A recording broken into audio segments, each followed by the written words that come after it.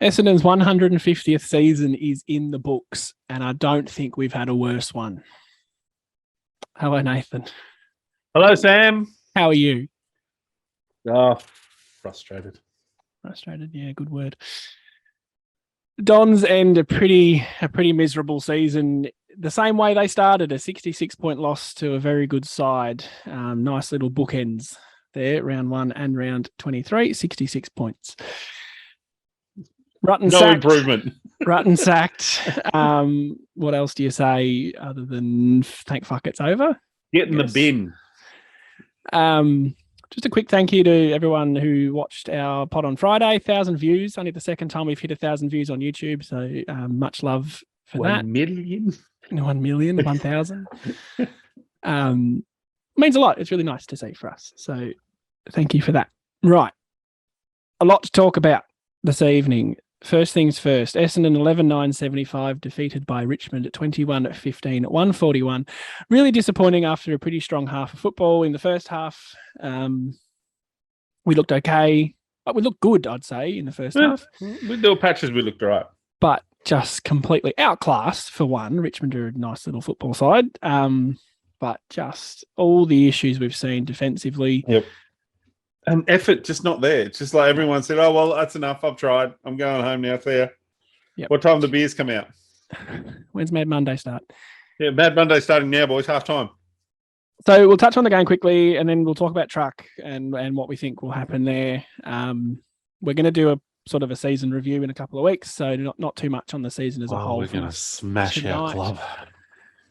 But yeah, that'll be fun. And we've also got tonight our Best and Fairest. The Don Pod Best and Fairest winner will be announced. It might shock you. Is the player going to be here? Is it at your house? Yeah, he's just off camera. Can we ring him? Get him, yeah, anyway. Congratulations. Stay tuned. It's getting a phone call from some dickhead going, guess what? You won the Don Pod, bro. Yeah. I'm sure they'll be thrilled. What? Who is this? How'd you get my number? Hey, if I had any Essendon players on speed dial, I'd be pretty happy with that. Maybe we could do at least what's that thing that you young people use with the pictures? Instagram? Yeah, one of those ones. Don't you have Instagram where you follow people? Showing your age there. I do, but I wouldn't use it for that. Just a shout out to it. Maybe we'll get some. Yeah. Right. Anyway, Merritt, 37 touches. Good game from him. Parish, 28 and a goal. Shield, 28. And not much. He was on fire at halftime. He had 100 fantasy point, 200, whatever. He had a ridiculous amount, and I had him as captain in fantasy football, and I was going, "Oh, go Zachy!" Yeah, he had a lot. Right, 3 goals too. Finished the season on 53 goals. Very good output from him. Well done, Pete, if you're listening. D'Ambrosio, 2 goals. Draper, a nice little soccer. Heppel, Hurley, we'll touch on him. Menzies, Parish, Stringer, 1. Stringer, very unfortunate. And a sore head. Copper, very solid knee to the back of the sore head. He might have another head at the back of his head at the moment. Yeah, that would have fucking hurt. Oh. And he flushed that kick before. That was the frustrating thing. It was like, oh, he's on here. Thought the same thing, Sam. I thought, oh, Stringer. And I put him on a little cheeky bet to kick the most goals in the game. And I thought, oh, yeah, he's looking good. He's looking a little jakey. Unfortunate. So I guess wasn't the only thing I got wrong in it. Don't worry. No. Positives first. I guess I'll start on Hurley. I mean, he wasn't great, let's be real, on the night, but got his goal at the end. Something to cheer about for those that went to the game. Very classy gesture from Richmond to get around him as well. I think just acknowledging what he's been through is pretty significant and pretty serious. More than some other injuries players perhaps get. So well done them. But that was nice. It was a nice little way to end a pretty freaking horrible season, I guess. Try again. D'Ambrosio, 2 goals. Mm-hmm. Nice set shot and a nice one on the run. Showed a little bit as a small forward. Seems to have the skills at both ends, really. I was happy with him, impressed by him as a defender, and must admit I was pretty impressed with him as a forward. So elite kicks and elite kick. Exactly. Skill is skill. Menzies with his first goal, that was nice. Yep. He's a good little player too, I think. Other than that, I think I'm out. I texted you halfway through the game saying I hate our back six. Yes, you are not a fan. I just I felt like they just seemed to get so fucking far up the field. And I don't know if that's the coach's fault or their fault, but why do they have to go so far up the ground? Like, can't one of them say, hey, Rids, you stay back there just in case we cock this up the other end and they turn it over? Because guess what? They're pretty good at doing that. They have got a bit of pace and they can kick and hit targets. So how about you stay up there, mate, and if we cock it up, you're a goalkeeper. Someone is there. Don't want to. What I found more frustrating, and you're the defensive-minded of the two of us, I think. I more look at sort of our forward line. I'm more into that because I like kicking goals. Your junior football career. I like kicking goals. It's the most entertaining like part Scotty of football. Lucas? Why wouldn't you want to kick goals? Seriously. The matchups just didn't make any sense. So Lynch goalless at halftime, right? Great, no worries. Richmond get on top. Lynch ends up with 5 goals and gets subbed off pretty early in the fourth quarter, it has to be said. So I didn't understand how you end up with Zirk Thatcher, the taller of our defenders, on Rewalt, who is not the tallest of their forwards, and then Laverde gets somehow isolated on Lynch, who'd be given away probably 7 or 8 centimeters. Yep. It just made that, like, how? Tell me how. I think a big issue there is that I like Laverde and he's had a great couple of years, but I don't know if he's the right solution going forward. We need to get form into Zach Reed because BCT's been really good. Let's all agree on that. Probably been the big surprise packet of the year. And he's he's a key tall defender now. Like, because he'd be 198, I'm guessing. Something like that, wouldn't he, BCT? And he's in that side going forward. Round 1 next year, he's in that side. We need to find another 195 or 200 centimetre, and that's, Reed, player that is agile, can take an intercept mark and kick the ball well. Because, I mean, we watched... You look at the good teams at the moment, and I'm thinking of, probably not Brisbane because they're rubbish, but they, Melbourne. Melbourne have got, obviously, May and Lever. Collingwood have got, what's his name? Howe and the son of... Yeah, Moore. And I'm sure if we went through more teams, there'd be a lot more. Richmond have got their 2 tall. We just seem to lack a second quality. We're short of tall. We're short of tall in defence. Saying it all year. And Ridley's, you can't, he's more of a small or to medium defender. And then the Redmond, he's meant to be bringing the run. Hind has just really fallen off in form in the last few weeks, I find. He's probably at the worst footy I've seen him play. Yep. I just, going forward, we need defenders that know how to defend. And we've seen that for a couple of years. We need a team that knows how to defend. Oh, yeah, we need it. Your forwards can defend and keep the ball inside your forward 50. That's a defensive attribute. So one of the things I looked at too was under 3 years under Truck. I'm going to call that 2020 season under him because he was... Essentially, He's essentially in charge and he's got to take responsibility of it. So we were 16th that year for points against. We were 9th last year and then we're 16th again this year. So 2 of the 3 years we were the third worst team or third easiest team to score against. And that in your third year when that happens, like it went 16 9th, that's good, but it should have hung around 9 or even got a bit better. Yeah. But it went way back you can't drop that far off. No. And like everyone would agree, our defense, a team and back 6, just disgusting. Like and everything about football, and we're not coaches at the highest level. All the good coaches, when they come in, that's the first thing they get sorted. Okay, let's learn to defend. Let's get that working. And that's what we talked about sort of that Sydney game around the bye. Yep. I could forgive losing if we just shown a bit of we're trying to build this defensive team that can stop the opposition. If we were giving out miserly scores. Lose by 10 points every week, but only concede 60 or 70 points. All right, exactly. I can see what you're trying to do there. But we're seeing that with Freo. 141 and 140 last week. Richmond's second highest score of the year. And it's the same way we started the year. We were giving away a lot of points. And then you look at a team like Freo, who they've been under their coach probably, I would guess, 3 years as well, I'd guess. Yeah, about that. Yeah. Yeah. And you can see like this year, I would, without looking at the numbers, I would have thought they'd be probably in the top 3. Yep. GWS have done it towards the end of the year, been really, really shit to play against.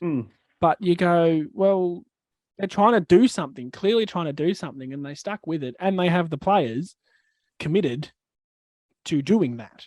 Freo was second this year. Yeah. So we'll talk about coaches soon. I don't want to get into that just yet. Yeah. No.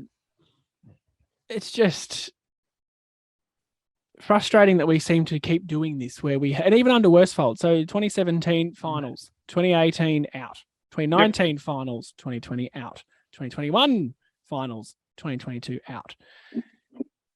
You just want to see that little creep up the ladder. You don't have to do it all in one season, go from to the top 4, just a little incremental rise, getting better at defense, getting better at attack, getting better as a club, as a team.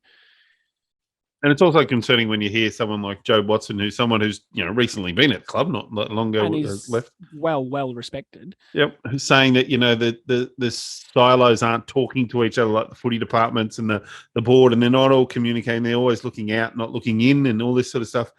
I think that concerns me when I hear that sort of talk, and you feel like, well, why like what's wrong? And look, I know that people are very angry at people like Xavier. What's his name? Xavier Campbell. Yep. Yeah. And look, I'm not a big fan of this new board, the new president of the board either. Well, let's talk about that. So, anything else on the game? We were shit. We were shit, and the players have to own their shit too. They can't. All the blame can't be on the coach. I won't accept that. The players are not running hard enough, and for whatever I had a bit of a feeling through the middle of the year that there was a bit of a the tail wagging the dog sort of scenario where they maybe got their way and things went right, and then the coach said, "No, I want you to do this," and they went, "Nah, stuff you." Yeah, fair enough. I don't think I have anything else on the game. I really liked Richmond's gesture of the pats on the bum for Hurley. That was really nice. The guard of honour for him going off the ground was really nice. They're just, and this happens to me every year when a team wins the flag and you sit there and go, geez, what a fucking good football club. Richmond were a basket case and have turned into a professional, well-run, positive football club. And Melbourne were a basket case not that long ago. Yeah, well, that's correct. 2019, I think they came about second last or third last, didn't they? Like 2019, they dropped off after making a prelim. But 10 years ago, 2013, we beat them by 140 points. But they've been through like a horrible stage where they were they won a couple of games in a year. You know what's interesting on that? Yep. I don't know if I've said this to you already. No. North Melbourne and West Coast in 2022 have won 2 games of football. Essendon in 2016 won 3. That's pretty. I don't know if that's impressive for Essendon 2016. No players. We won 3 games. Oh, yes. North and West Coast have won 2. I'll tell you one other thing I find interesting too, to throw back at that too. So last year, GWS finished 7th and won a final. Yes. This year, they finished below us on the ladder. And yet we seem to be the biggest fail in the competition. They sacked their coach, but I think it's how all this has come about. They had to sack their coach because they played in a grand final 3 years earlier. For us, it's about how it's come about this week, which we will talk about. So I don't want to overlap too much on the conversation we had Friday. Not that I can remember what that is at all at this point, but we are getting slandered in the media and by the football public for how we've handled Truck and, how Truck's such a good guy. And he is. And Truck handled himself really well, said all the right things. Welcome to adulthood. In his press conferences, said, I would have liked to have been treated a little bit better. That's absolutely fair enough. He probably should have been. But most of this was media driven. The media sacked Truck on Monday, not the football club. No, there may have been conversations, but they didn't sack him at that point. Could we have handled it better? Yeah. Yeah, the Essendon Football Club shouldn't have, whatever they did last week shouldn't have happened. That should have happened today. Yeah. They should have stood down their president and sacked Rutten or Sunday, whenever they did that. That should have happened Sunday. It should all just boom, end of the season. We've failed as a season. Somebody's taking the blame because this is what has to happen. Yep. And you two are the main guys that are getting shipped out the door. Not the week before. They shouldn't have. That's where they f***ed up. They shouldn't have. And that was entirely Clarkson driven, right? Yeah, but the Clarkson thing had passed. Surely Clarkson's manager should have said, no, you're way too late to this conversation. I think, again, was that media driven, though, that the media was saying, oh, well, they've got to speak to Clarkson. They should speak to Clarkson. And then someone at the Esther board went, we should probably speak to Clarkson. And someone should have said, no, we're way too late on that. Why don't we just wait another week? And this is the thing, too. Like, fair enough with Rutten and the. Now we have to deal with North Melbourne people being all cheeky. Fuck that. That's fine. Win some games of football, North. Until they move to Tassie. Dave, Mr. Barham, president, his reasons he gave, saying we haven't been competitive throughout the year, all that, that's fine. No issues, no dramas with that being the reason. But he can't be the only head to roll. No. And honestly, it's been a week. It has been exactly a week. I don't like this president. No, I don't like him at all. I don't like the vibe he gives. I don't like the fact that he's already seemed to make up his mind that we need an experienced senior coach. And Xavier Campbell has to be looked at. 100%. He was in charge when we got Worsfold. He was in charge when we picked Rutten. He was in charge.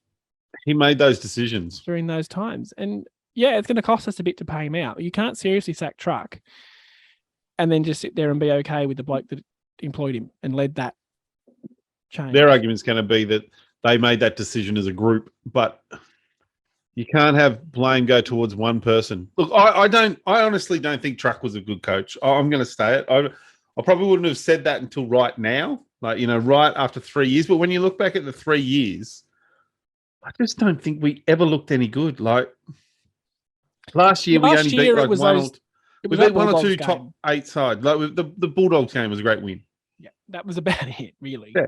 This year, we won those few games against Sydney, St Kilda, and half of Brisbane. Yeah, and that was it. And I don't think our list is brilliant, but I watch, Collingwood running around, in the top 4. I look at Carlton, and I know we're not their list is as well. I don't think Collingwood's list great, to be honest, but I don't think we're as good as those the list. But I see the effort Hawthorn are putting in, week out, and that's a very ordinary list. GWS. GWS. How McVeigh didn't get that job because he got those guys to play for him. Yep. And they didn't beat Fremantle. They took them to the line. And Freo are a decent side. They should be beating GWS. Yep. Anyway. So this now begs the question, which I'm sure is why the 31 people that are here. Now we actually have to talk about our next How long till James Hird joins? How long? Friday, we were only guessing. We were talking about whether we think Truck should stay or go. He's gone. Now we have to get a new coach. Yep. When I looked at Sportsbet earlier today, Ross Lyon. Oh, yeah, I did love a good bet on it. Ross Lyon was not that betting's good. People don't bet. Bet's batting. Bad. Listen to what I'm saying to you. Ross Lyon was the favourite. Yes, thank you. That is the reaction I was. Yuck. Not Ross Lyon. I'll be interested to see if it's changed. I might just have a quick look at that now. That's horrible. Ross Lyon. I guess it will be defensive minded. Well, that's the thing, isn't it? It's kind of like, will it be good? Maybe. Will it be boring? Yes. Yeah, it'll be boring. I still don't understand half the things he's saying. Adam Uze is now favourite, which I'm a big fan of, and then James Hird second favourite, Ross Lyon now third favourite. They always know something in this thing. Well, Uze was the favourite for the Giants job and missed out. Well, is it interesting that he hasn't got that? Does that mean he's more of a chance to get this house? Maybe he's backed out of that one because he's seen the opportunity here. Because I would have thought, so if I'm a coach wanting to get into a club, I would love to, as Adam Uze, to get to Essendon because, yes, I know we've gone through shit, but we're still the Essendon Football Club. You still get to coach, Anzac Day, the Indigenous round, big club with lots of supporters, big lots of money, good facilities, all that.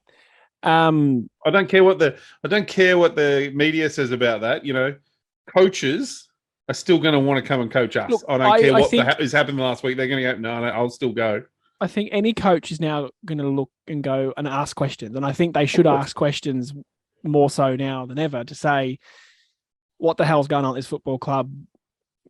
How much power will I have? Am I going to get any stability? What can I bring? Can I bring my own team? Do I have to keep with the assistants that are there? Blah, blah, blah. Uze, I know very little about, and I only sort of researched him a little bit this afternoon after he missed out on the Giants job, or didn't get it, or didn't whatever. Couple of years at Hawthorn as an assistant coach, and then has been at Melbourne this year. Has a 100% win record as coach. He must have coached if Goodwin when he was was sick, was he? absent. Yeah, must have. Yeah, COVID must be the COVID round. One game coach, one win. How often Can't can you beat that. pick up a coach with a 100% win record today? Is that experience? Does that mean he's an experienced coach? Experienced coach, yeah. Senior experience. That's a good start. Like Hawthorn into Melbourne. Yep. Is a good step, like a good build up. To being a senior coach. We're just making up names in this betting thing. Have you seen who's on it? Yeah. Tim Watson is there. Oh, yeah. I think at the end it gets a bit crazy. Matthew Lloyd, Scott Lucas, Tim Watson, Kevin Sheedy, Job Watson, David Zaharakis, for Christ's sake. Seriously? Wellman's on it, and I'm sure he's a board member. That'd be a bit of a conflict of interest. So Uze, you'd be happy with that? I still maintain proper process, please. Yeah, 100%. But you would think a guy like Adam Uze is going to be a front runner because of what he's been highly talked about in the media as a good coach. Yep. And if you look at sorry, go. No, finish on. Well, I was just going to say, if you look at the coaches who, like what's his name at Collingwood, he wasn't anywhere. He wasn't a senior coach before that, and he's obviously done some pretty good stuff there. The only senior coach who's come in is the guy who got knocked out by a point this week, which was so good to watch. Let's talk about that just for a second.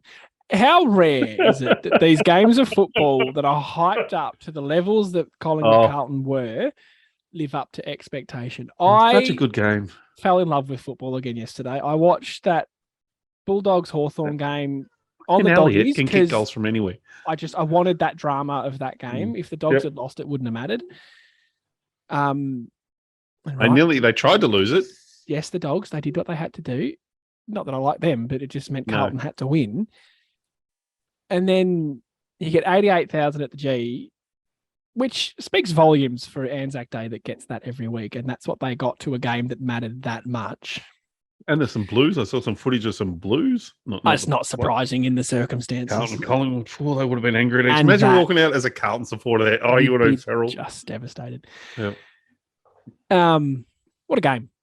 It was just amazing. And I think most Essendon supporters, despite the fact it's Collingwood, would have preferred that scenario where Carlton get knocked out. The fact it was by a point is just... it was poetic. It was so beautiful. Like, to be in the 8 all year. And then to be played the second last game of the last round, and you lose by a after losing to Melbourne by less than a kick, after losing to by Adelaide. 24 points or whatever it was. Oh, you mother! You couldn't write it. I was so. Oh, thank God it's not Essendon. Yeah, we'd do that, wouldn't we? God, it would have burnt my heart. I would have broken things. I would have lost the plot. I would have gone into hibernation for a week. I wouldn't have gone to work. I wouldn't want to go to work. Oh, would have been horrible. Oh, so crushing. But, we all deal with our own football issues, we all have don't issues, and, we're not in really a position to laugh at the Carlton Football Club. But tell you what I don't get, though, and this might be just a personality thing, I don't get Essendon supporters that are on, like, the Twitter and stuff like that getting stuck into the Carlton people. Like, I don't get that. Like, we came third last. Like, I don't know why you're fourth last. I don't know what you... Look, we can take joy in it. Yep. But I wouldn't be getting in Carlton supporters' faces about it. I'm not going to say anything to the Carlton supporters I know because, I'll just go, geez, that would have sucked. I chat to a couple today and kind of, gave them a little emotional cuddle and I would have said made sure they were all right. Yeah. Anyway, fantastic way to end the season. That was just phenomenal. Back on the coaching scenario. So, Hurd, what do you really think? Try to forget the fact it's James Hurd. Try. I can't. Yeah, no. Well, look, okay, here's the facts. He's coached before at a senior, take away which club. He's coached before at a senior level. He's now back into the game coaching at his assistant level. So he's got experience. There's a tick box right there. They're looking for experience. I still think it's more likely. I like your idea around Spike and him coming as part of the package. Mm-hmm. But I would have thought Spike. Having looked at the odds, I'm very surprised to see Spike's Yeah, not. he's quite far out. Yeah. Yeah, which I would have thought. Well, he's, as I said, I thought he's done all right over at GWS, but maybe there's a different view in the industry of that. I don't know. Look, I'd be happy with Adam Uze, James Hurd, Bake Sarasella, Gene Syracuse, Don Pike, not Ken Hinkley, not Leon Camry. Leon Cameron had an amazing David list. Teague, not Mark Williams. Mark Williams maybe in a senior sort of back, like his role he has at Melbourne, like not as a senior coach. No, I don't want an old, cranky old who's going to just lose the players in the first 6 weeks.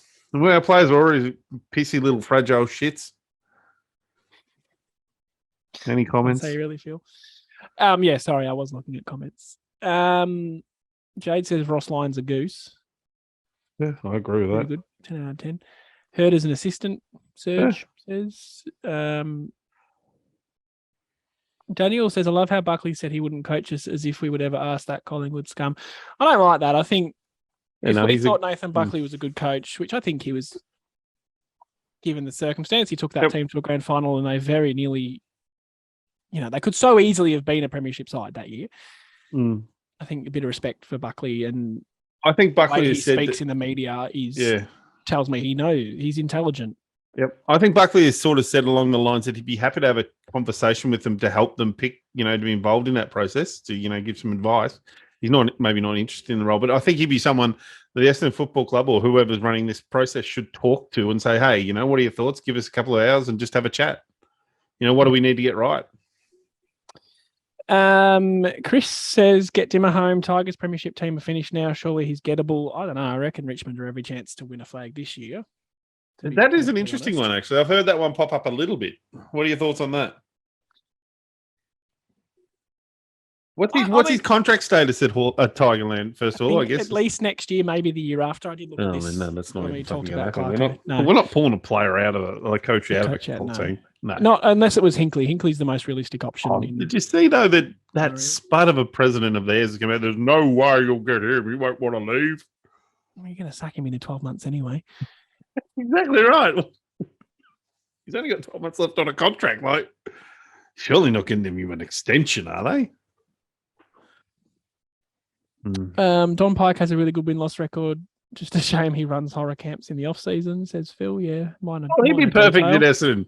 The people can come up with new names. Like we can be the Jabby Campers. Like that.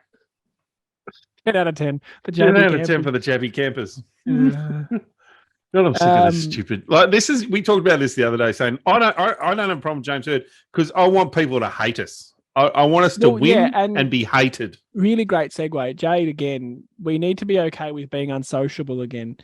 We need to be hard to trade with, hard to play against, and unpopular with AFL House.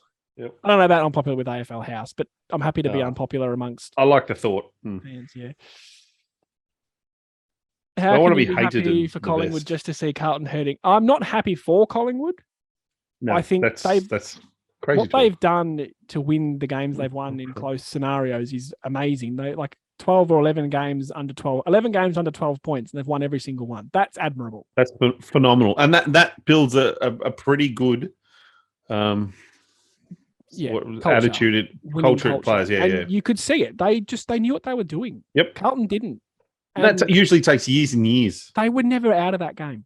We were 17th last year. And it was take away. Would we beat Collingwood next year, Sam? They played such good football. No. Don Pike has a 60% win-loss ratio. Yeah, well, Uze has 100% win, so get stuff. No. Took Adelaide to the big dance. Yeah, I don't have a problem. Tarnished by the camp thing, but then we're sitting here talking about James Hurd. So yep. So I think that's a valid point, Sam. I don't have a problem with any of them except for guys like Ross Lyon, who are just too long out. How long since he's coached? Well, he's not even. He's just in the media. He's not even an assistant coach anywhere. Is because if he's too below him, he's too much. I'm not going to be someone's assistant coach. I'm a freaking head coach or nothing. Whereas Don Pike's swallowed his pride and gone, well, I'll go get an assistant job at Sydney. No, where is he? Somewhere. No, he was still an assistant, to be honest. I'm pretty sure he's an assistant somewhere. I've seen him. Oh, he's on the list, so I assume yeah. I'm going to quickly Google it while you talk. Okay, so I have to monologue, do I? Blake Carousella, I don't see as an option purely because if he wanted to be a senior coach, he would already be a senior coach. He's so well spoken of at Richmond, and he came to us as assistant. I just don't see him actually wanting to be a senior coach. I have no clue. That's just how I view it. Apparently, Pike's at Sydney. Yeah, that's what I said. Did you? Yeah, I wasn't listening. What's the point of a podcast? Is you and me talking, and you're like, "Oh, I listened to 90% of it. I just tuned out for the a lot of it is fucking pretty hard. A lot of it is dribble. Yeah. Hell, if you're bringing Ross back, we may as well look at Lee Matthews. What's he doing? Again, he'd be a bit old and cranky. He doesn't like us because we tackle we tackle and put people in headlocks, and that he couldn't sleep when he saw that. Even though he has basically ripped people's heads off like playing football, but when he saw a guy in a headlock, he couldn't sleep that night. Still can't get over that. Lee Matthews was the most violent player on the field. Like seriously, you go snap a goalpost. No, you go look at some of the shit he used to do in the 80s and 90s when he played. Like he freaking belted people behind play all the time. What you're saying is he never sleeps. Well, and then he got all upset about how Red Dog got him in a headlock. God, pull your head in. I do want to touch on your hat. You were specifically told on Friday not to wear a hat because your hair is divine. It is exactly why I'm not wearing a hat today. I was hoping for some compliments, but there's been none. So if we could get on that, people that are here. I prefer to wear a hat. What about the grey? I think it just stands out more. Got enough of it. I don't need to throw it around more. Speaking of grey, GN Syracusa is the other one who's high up in the betting. I mean, that's all we've got to go on at this point, really. The bookies always know something. I don't want an assistant coach currently at the club to be the one that becomes senior coach. Yeah, I can understand that because unless he's like, well, I know what the problem is. I know what has to change. Input at some point. This goes down to the Joe Watson comment. Is that it sounds like parts of the department are not talking to each other. The other one isn't saying, and I think he's got a point in. He's saying that like the Dave is looking outwards. He wants to see what other clubs are doing. Why? I can look inwards, mate, and find out where it's fucking up in here. Like because. For 10 years, well, let's go back to 2012. Since then, we were a decent club around that period, 2013, 14, 15. We were okay. We played good footy. We won, like, what year did we win 14 or 15 games? Was that so 2013, 14? We won 14. Yeah, so at that stage, we were decent. We were on a nice path. And then the scandal, whatever, hit, and that took 5 years out of us. Now we're past that now. Michael Hurley has left, and there's a strong part of me that kind of wants Dyson Heppel to take the money and go to Gold Coast. Now, he hasn't said anything about, but this is complete secondhand information. Apparently, Dyson Heppel's listed his house for sale. Make of that what you will. Really hope that is true because then we cull that, we finish that thing, and we can just no more players to deal with. How can we sit there and say that and then go, let's bring back James Hird? Oh, yeah, that's a good point. Damn it, Sam. Because I'm with you. I'm like, let's completely rid ourselves of that whole thing. But then in the next breath, yeah, James Hird, woo. Yeah, because James Hird's better than freaking Dyson Heppel. And Michael Hurley, love him to death, but James Hird's the god. Hirdy. Yeah, fair enough. All right. Well, when you what's your speaking sense crap? I know. I don't often have the logic. Take it back. I want you just to give me, in your heart of hearts, not James Hird just because it's James Hird. Who do you think will be the next coach of the Essendon Football Club? Well, I honestly thought it'd be Spike, but I think I might lean toward Adam Uze. Okay. I'm quite firmly in the Uze camp. If we get James Hird, I'm never going to be upset, but I think Uze. I really don't think Hird. I don't know. Would Hird want the senior role? Well, apparently, and I can't remember where I read this, so I probably shouldn't even say it, but apparently McVeigh, Hird, and Solomon are a package deal. So Solomon's already coming. Is he? Well, that's a pretty much like a guarantee. Solomon is already. The Essendon Football Club may have even made that somewhere. Yeah, I've read that like on the AFL website, which is just as dodgy as any other one. But that Solomon is, that's Caltruby in talks with Essendon, and that was weeks ago before all this shit started. Okay. Well, I mean, again, no credibility whatsoever, but I did read that they were a package deal. So I kind of expected if Herd came back, it might be under McVeigh. I like what McVeigh did at GWS in his brief time, so I got no issues with that at all. But I think Uze seems to be highly regarded as an option for a lot of clubs. Well, a lot of clubs, us and GWS. I'd be interested if he pulled out of the GWS job or if he just didn't get it. Yeah, I find that weird that So I don't remember seeing the odds for that position because I obviously didn't look. Uze was favourite today. Oh, really? Before it was announced, yeah.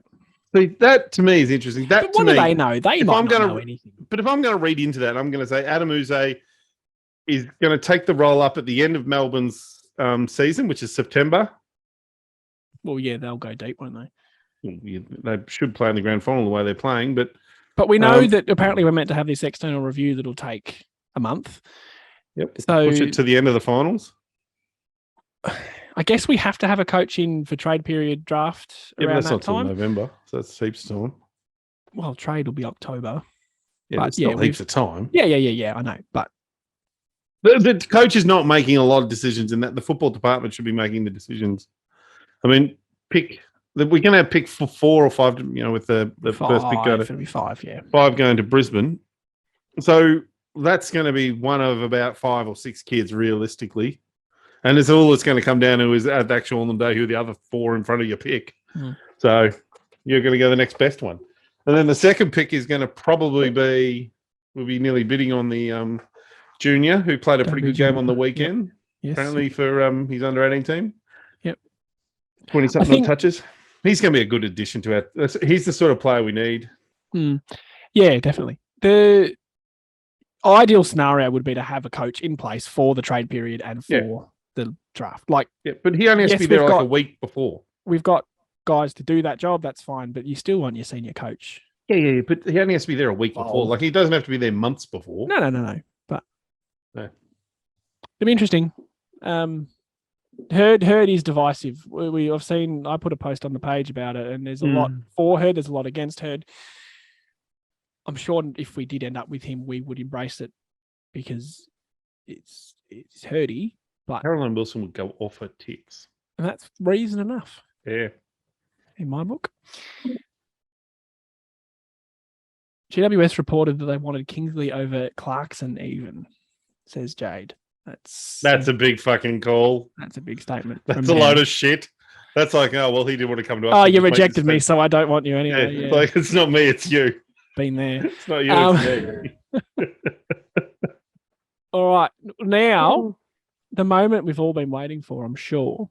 Mm-hmm. Drum roll. If I can find my spreadsheet. Now, very good. Shall I do a reverse top 5? Would that be 5 count down, like 5 down to 1? Yeah. Coming 5th in the. Now, I want to preface this. I'm really interested to see how this compares to the Crichton Medal. So we will revisit this compared to that, just to see where we are by comparison. How far off? I'm just curious how we view the game. Yeah, how far off, basically. Because I think that's what it'll be. What will we call it? Well, the file name of my spreadsheet is called Don Pod B&F, so that's what we'll go with. That's what it is. In 5th place with 3 best on grounds, 4 2 votes, and 5 1 vote games on 22 votes total is Nick Martin. Nicky! Rusty Martin, top 5 in your first year on the coveted Don Pod Best and Fairest. So he'll be in the top 10 of the Essendon Best and Fairest, surely. I'd almost go top 5. Faded a little bit, but would have got I reckon 7 to 10 I'd put him. But yeah, go. Got a lot of votes early.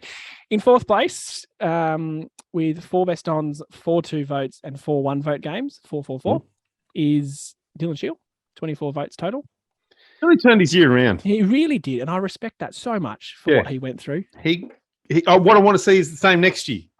Yes, keep it going, Dill. We might actually get an All-Australian out of him yet. Absolutely, he's a good player. We bought an All-Australian, we just haven't got an All-Australian. Well, he might not be now, but he was the best centre clearance player in the game. In 3rd place, with 7 best on-ground performances and 2 vote games, not a single 1 vote game. Yes. On 25 votes, just 1 ahead of Dylan Shield is Zach Merritt. Zachy. Bronze medal for Zach. Probably well. victim of not playing a lot of games. Yeah, no, he missed a bit. He wasn't very good at the start of the year, and he wasn't very good, but he did miss games as well. We missed him. Now in second place, and he's robbed by a couple of votes late in the year. Literally in the last 2 rounds, he's been pipped at the post with That's how it normally works. 6 best ons, 6 2-vote games, and 2 1-vote games on 32 votes. Peter Wright. Oh, can only do it right. Our boy Pete, 53 goals. Got a lot of votes early in the year. But you got to be pretty consistent to kick 53 goals. So year too. How good. That is money balling at its best. That is, absolutely. In first place. Can't believe you didn't want my Dan Hellebrew out here. No, Jade, it's not Guelphy. In first place with also 6 best ons, also 6 2-vote games, but 4 1-vote games. So that's a big consistency. By 2 votes is Darcy Parish. The inaugural. Rish, Rash, which one's he? Rish. The inaugural. Okay. Oh, I get it. Best of Fairest. Well done. Darcy Parish. So if you're listening and want to give us a call, we'll get the award to you. It'll be plastic. I'll draw something up. Don't worry. He's probably already on the cans, I would imagine, and been pretty hard on them. Been Mad Monday. He'd be on Mad Monday. Yeah. What if they have a Mad Sunday or they do hold it off for Monday? Probably just drunk listening to our podcast, I'm sure. I bet you they are. So there you go. We committed to that at the start of the year. We both gave a 3-2-1 every week, and that is the culmination of that. Darcy Parish is the inaugural winner. But what are people's views on that? Well, I've got the last comment from Jade is Parish with 4 question marks. Yep. Phil says not a chance Parish to be that far up. So disagreement seems to be the case, but that's how it went. That's how we voted. Look, we'll live and die by it. If he doesn't even get close in the Crichton, then we'll hang our head and try again next year. If he wins the Coleman, we'll give you a big, Coleman? I say Coleman, Crichton. They both start with C. They both start with C. Now, before we go, I want to throw something at you. Yes. Dan Hanbury. No. I saw an article today. He basically got paid $180,000 a game. Yes, but he actually started to get a little bit more consistency at the back end of this year compared to the other 3 years. But his leadership would be. I know it's a big if on his body, but he's only 31. I don't know when he turns 32. I'd probably have to do some research, but they did pop it up in the game. He's only 31. I thought, hang on, he's got a good couple of years. Like, I know his body's been a massive issue, but wouldn't it be nice for us to get a person that got their body right at our club? Wouldn't that be nice? Yeah, that would be nice. 32 in Feb. So okay. I'm not a fan. Dan Hanbury, I've always been a massive fan of the way he plays the game. Like, cracks in, great leader, played at big clubs. When Sydney were gold, he was won a flag. He'd be a great guy, just to have. I don't know, at the club. I would have thought. I found it interesting in St Kilda doing what they're doing, but I can understand why. I personally not a fan, but we'll let the people. No. Well, I thought he's not going to cost us anything. No, we'll be Moneyball. Grant has commented saying you haven't discussed it, but pretty telling we didn't have one player in the extended 44-man All-Australian squad. Says plenty. Well, the only one for me that I would consider a chance would be Wright, but 5th in the Coleman. That means there's 4 ahead of you. So I don't know how Tex got in. But I don't watch Adelaide, so what do I know? He didn't kick more goals. It should just be a simple goal. Redmond may have been a shout, but too inconsistent, particularly at the start of the year. Seriously, in the end, he would have had maybe 7 good games. Yeah, and it's not enough. It's nowhere near enough. And that's it. Like, as far as standouts, I know he just said Parish won our little best and fairest, but he didn't play a lot of games and he's playing midfield, so he's got to compete against guys like Laird and Cripps, and we've got to pick 3 out of 18. Like, they've got to pick 44 out of 800. A lot of players. Like, So I got no issues with us missing Draper. No, I still think it says. I agree, though. It says something about our list. Well, it means we haven't got any good players. Well, I don't have it, and I think that's the thing that we as Essendon supporters get a little lost. We sometimes overrate our players. Like, I won't name him, Coffee. There's a few, like, we don't actually, some of our players aren't that good. And the guys that we, like Parish and Merritt, they are actually good players. I know a lot of people don't seem to like Parrish. But, you don't win medals and you don't get 40 touches unless you're actually a decent player. But in the context of the All-Australian, they haven't played enough to really warrant that spot in the Did Parrish get one last year? Oh, I'm He would have sure made as shit. He would have got the 40 at least. I think he got All-Australian, to be honest. Yeah, I I thought reckon he he made did. the bench. Yeah. And that's, I reckon, shows. Last year was a very, very good year for him. This year, he was a bit more injured and a bit more inconsistent. He was fifth in the Brown, though, for Christ's sake. So surely. I tell you what, though, I reckon Sam Draper will go a long way to maybe get an All-Australian one year. He's got the right. He's very good. He's Sorry, so Merritt got named on the ground last year, All-Australian, and Dus was the first player on the bench. Yep, and that's the difference. Like they are All-Australians are quality players. Like who would be our? We wouldn't have another All-Australian on our list. Hurley had one. Well, Hurls was it. Heppel might have had one somewhere. Or Stringer probably would. Stringer probably would have. Heppel hasn't, I don't think. Yeah, I thought Heppel might have snagged one somewhere when he was half decent, but probably not. Yeah, there's no one. Shield. Shield would have 20. He would have definitely won one. 17. Came to us. Oh yeah, pre us, but he would have been. Yeah, pre us. So that's a thing we this year we are a mile away from having a player, as you just said. Like our best player, Peter Wright. Redmond was probably our close defender, but he still was a mile off it. Yep. Realistically, Sard had a better year than all our defenders, and I know that hurts, but that's the truth. Yep, and we'll wipe our tears away with what happened yesterday. Yeah, there's plenty still to talk about. I think we should wrap up. We've been going. Yeah, we've wrapped it on over time.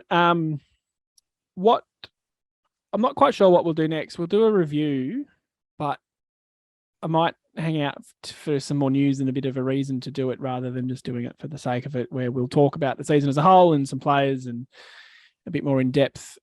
If they sort out the Crichton pretty quickly, we'll do it after that because then it gives us that other aspect. Well, I think there's a good chance you'd think in Crichton and a new coach in the next 2 to 3 weeks, wouldn't you think? Yeah. So we'll wait until there's a bit of stuff to talk about. We won't just do it for the sake of it. If anything happens in the meantime, we'll jump on and do a quick little chat.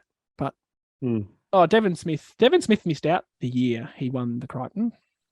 I seem to remember doing when he had that Photoshop. 180 odd tackles. Yeah, I seem to remember doing some Photoshop of a blazer onto him because he missed out.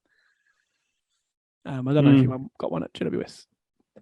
Anyway, again, thank you again to those that viewed the Clarkson video on YouTube. 1,000 views, massive for us. Thank you to the people that are here listening now.